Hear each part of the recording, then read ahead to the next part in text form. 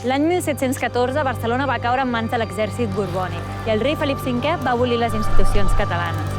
En record a les llibertats perdudes, a finals del segle XIX vam començar a celebrar al Fossar de les Moreres la Diada Nacional de Catalunya. Al llarg dels anys, la celebració s'ha mantingut sovint sota repressió i en clandestinitat. Amb el temps, ha passat de ser una efemèride de memòria a una jornada de lluita per l'autodeterminació del poble català.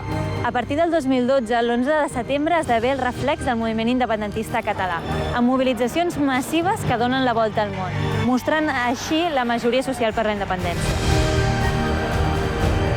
Aquest 11 de setembre tornem a sortir als carrers per fer front al desànim, per respondre a les desigualtats, per combatre el feixisme, per defensar la llengua i la terra i per enfortir la fraternitat plantant cara a qui ens vol trencar.